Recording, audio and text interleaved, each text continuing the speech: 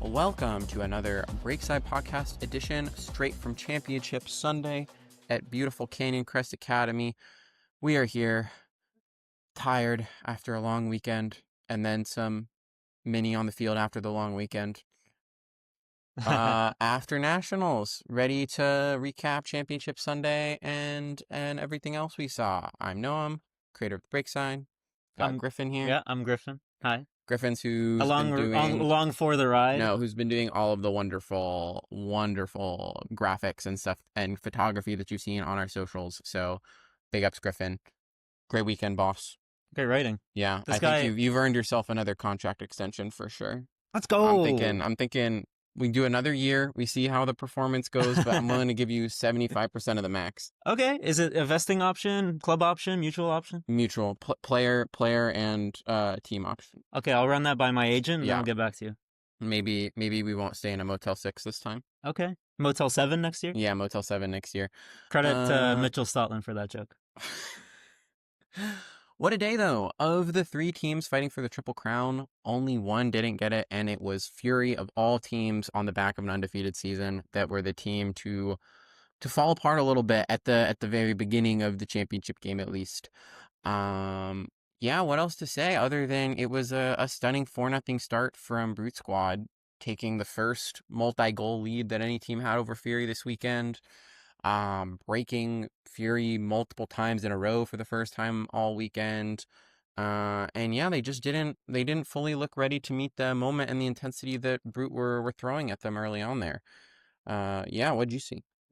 I was confused. I mean, this is a world-beating team, quite literally, that just when it mattered most could not hit their stride. Right out of the gates, they were caught on the back foot. Down 4-0, 4 straight breaks. There wasn't even a hold in the mix there. So it reminded me a lot like going to WUL Championship weekend in Oakland and seeing the Alpenglow, who were the season 6-0, just lose first game in the semifinal. It's, you're expecting a lot. I want to see the world's best. Huge fan of Dina and the whole crew, but just didn't have it today, which is crazy to think of all days. Yeah, I mean, I think it's like why one of the reasons I love the sport and why I love watching the highest level of the sport is watching these teams push themselves so far and push the sport so far. And like Fury has an incredible team culture that they've worked really hard to build. And even sort of of all the teams that you could pick to want to be in that situation, on some level, it's possible the moment still did get to them, despite everything they have in place as a team, despite everything they've worked for, despite winning 13 titles as a program. It's different. And I think like a big factor, or at least a notable factor, was, Dig was up early in the crowd supporting Brute Squad for sure. And Fury didn't get that same loud support that Revolver got in the ensuing final. Part of that was probably because Revolver had to warm up and Fury was done playing. But, the crowd was incredibly pro Brute Squad off the jump. Everyone was rooting for the underdog, as crazy as that is to say about a team that has now won 2 titles in 3 years. But, the fans were loud. The energy was there for Brute Squad the whole time. And even when things kind of dipped and wavered and there were long points where Fury had a chance to get back into the game and stack multiple breaks, they just couldn't do it, and Brute had the answer every single time. Yeah. Who was that number 42? What's her name? Levke Walczak. Levke Walczak with the Germany uniform violation. I'm calling you out right now, first and foremost. I've said how multiple dare times. You wear your Germany? You need to wear Brute Squad. I've said multiple times. Invalidate. That I wish there was a phone number that I can call. A hotline? Yeah, specifically 611. For uniform. Yeah, for uniform violations. Like that, yeah. But yeah, Levke was incredible. I mean, the whole Brute Squad team was, but like Levke was really outstanding on both ends. Coach D's, assists, scoring goals. You talk about a flag bearer. You talk about a flagship. Yeah, they should let Levke hold the Team Germany flag in the World Games opening ceremony parade. It's not a bad idea. Yeah, maybe they did. I don't know. I didn't watch the World Games opening ceremony, so. But at the end of the day, another chip for Titletown, USA, Boston, Massachusetts. Oh, enough. The drought is over after how many months? 2.5 months since Glory win in Madison. Finally, the championship drought for Boston has come to an end. I thought it might be the Dig team that could do it, but so excited for Brute. I've had enough out of you. I'm wearing that black and gold, and I'm not talking Bruins tonight.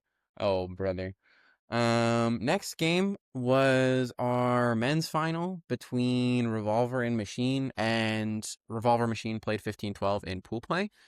And I did overhear Evan Lepler during the mixed final dishing out some trivia that apparently 10 times in the men's division there has been a bracket rematch from pool play where the team that lost has gone revenge. So it wouldn't have been sort of the most insane thing in the world for Machine to get the upset and prevent the Revolver return to the top for the first time since 2017, but didn't happen, and it wasn't close by the end of it for sure. It was a pretty tight first half. Revolver actually got broken first to start the game. Machine took a lead, but Machine's energy kind of faded down the stretch, and Revolver's didn't, and I'm not sure their O-line turned the disc over in the second half. Oh. And, Revolver just kept coming down with play after play. Yeah, I mean, it seemed like Revolver, this is a long tournament, and it seemed like they had the legs. They certainly have the youth, led by, as we said, Walker Frankenberg, famous Dex Clyburn, Raekwon, I forget his last name. He scored the game-winning goal, very cold with the sleep celebration, and it was apt because he was everywhere, and he put that game to sleep, put that championship to bed. I think the night is my favorite thing I've seen to close a title out for sure. That was phenomenal, and a phenomenal play to get up and over Nate Goff to hell yeah to score the goal. And what a season for Revolver, returning to the top of the men's division for the first time since 2017. The 2018 year Pony beat them in the final was sort of the last gasp of that generation of Revolver who ran the division for so many years. And, all it took is the better half of a decade for the youth in that scene to come up and either return home or migrate from other places to the Bay Area and to bring the team back to the top. And, I think if you go look at the results, they had sort of a slow climb back last year, making semis, this year making the finals, and putting it away over a Machine squad that's come so close over so many years. Has to be really, really gutting for them. Johnny, I mean, the shipping container is right over there. We can turn the camera. I'm pretty sure last year I thought it was the one. No. But last year I thought it was that one. I don't think it's that one. I'm pretty sure it's actually the one that's back there, straight behind. Whatever. There's one of the shipping. No. Wait. You had it. Yeah, it's the one over here. No, it's that one. Really? I think that's what I was told. Oh. There you go. That shipping container. But yeah, I mean, it was a phenomenal performance from Revolver. I think I saw either USA Ultimate or Ultiworld posting. Mac Hecht had 6 assists, no turnovers in the final. Just a phenomenal performance from Revolver, really valuing the disc more so than Machine did. And, I think the Machine energy just started to slowly drain away at the end of the game. They were trying to hype themselves up on the sideline. They were trying to get themselves going, but they just couldn't match the moment the way that Revolver did.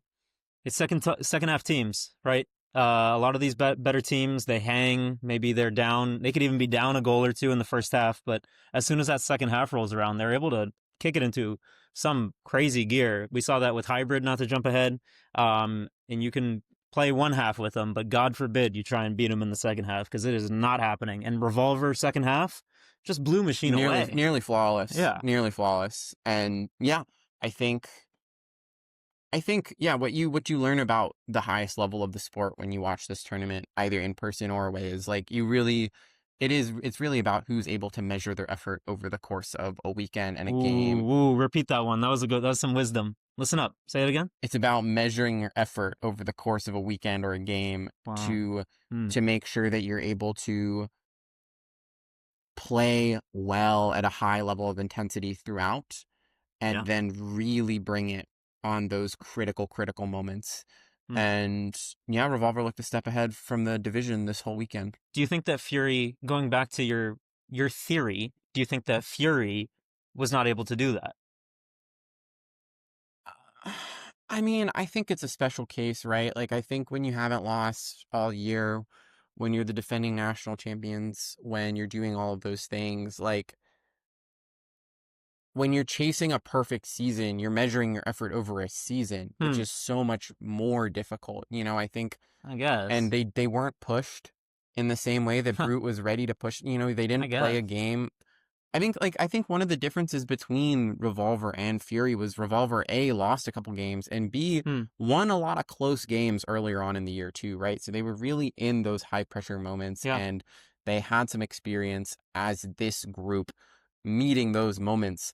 And Fury was just blowing teams away like Yeah. day after day, weekend after weekend. Molly Brown scored how many goals against them? That Like was the high water mark. nine, 9 goals or was the high 10. water Yeah. mark before For 15 this today. weekend, right? But Brute played him 15-12 earlier. Flipside played him 15-12 at regionals. Uh, But still, right? No game closer than 3 when it ended. So I think to then ask that team to rebound from getting punched in the mouth, it's a lot.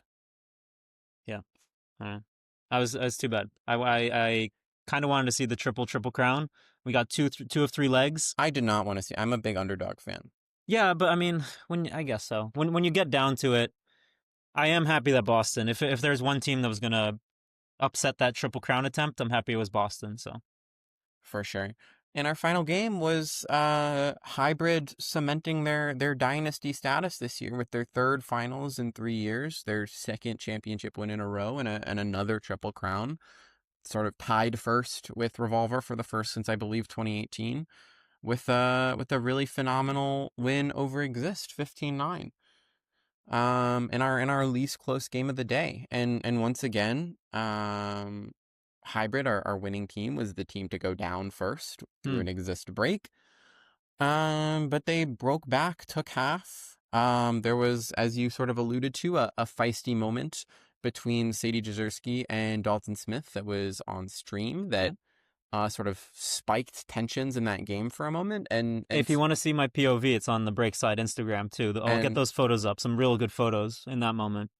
and to me, it seemed like Hybrid, with their experience in this moment, was really ready I was to gonna say the same manage the thing. emotions Yeah. of that better than Exist was. And I think Hybrid had broken early out of half, or they had held out of half, coming out on O.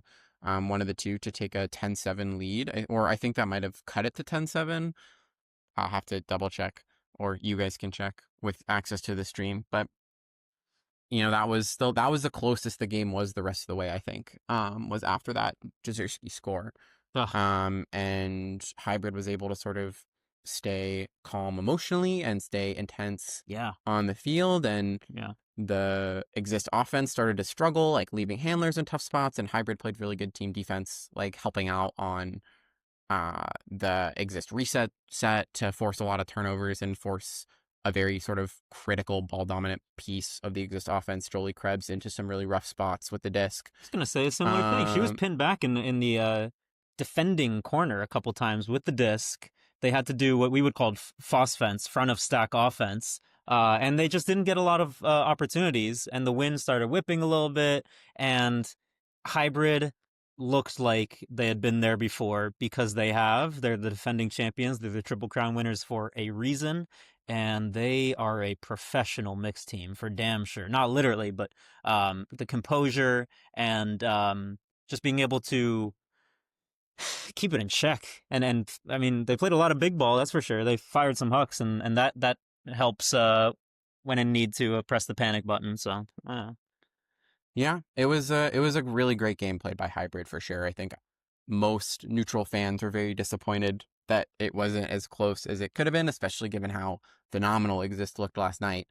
But yeah, I mean, you can also really appreciate what they've built and how good they are. And it's teams rise to these kinds of heights and then fall really fast in the mixed division. So I think, how long are they able to stay at the top, especially that they're going to have a bigger target on their back than ever moving forward, yeah. is a very interesting question. Um, Yeah, and they but and yeah, they and they beat the eventual third place finisher in semis as well. So this is not some cakewalk to the finals. They played the best of the best and they beat them all. yeah, for sure. And they've proved that they've been the best team in the country in over the past 3 years on aggregate. No team has matched them going second, first. That's for sure. Yeah, and for Exist, what a season, what a tournament. Mm-hmm. And I think gutting to Mm. go out the way it did after breaking through to the finals for the first time. And the nature of this is like with these club teams, like you don't know how the rostering is going to go moving forward. You don't know who's going to stay. You don't know who's going to move. You don't know who's going to get in school and not be able to play, or, you don't know what you're going to have the next year, and you can't pencil in that you're going to be back.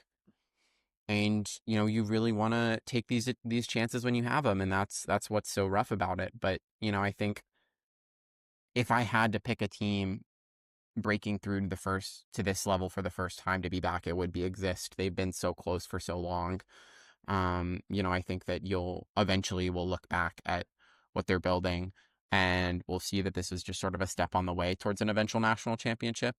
But we don't know. That's the nature of sports. Yeah, this is a team that we knew was ranked second, but probably very disrespectfully, me, you, and Colton, none of us put them in our semifinals predictions. They I'm ended up sorry. there. I'm sorry, Exist Well, I mean, fans. they've had bad tournaments in the past, and maybe funny enough, you and Colton put Disco Club in semis, which is a similar kind of a team with a similar record. If you're thinking about number two ranked teams that cannot show up on a Saturday or Sunday, or let alone a Friday I of think I think it was nationals, more of a Thursday Friday situation Thursday, last year. Friday, yeah, I mean, what can you say? I feel like there's some risers. Great to see Lawless break through and Mile High Trash on the up and up. I feel like Slow and Toro, they played each other, and Slow and Toro both have bright futures. This Exist team, who knows? Sadie's a big piece. They just gained her, right? So hopefully they can retain that talent, because last night, and we didn't exactly get to touch so much on semifinals, and maybe we shouldn't, but she went off, and It was one of the best individual yeah, performances I've ever seen live, for incredible. sure, especially on the biggest stage. Like, what a game. Yeah. But yeah, what a weekend. You got anything else? I mean, I'll write more about it soon, hopefully coming out tomorrow morning or in the coming days. But It was just an incredible experience to watch the frisbee and experience what the highest level both is played like, but also how USAU and all their partners cover it and make it happen.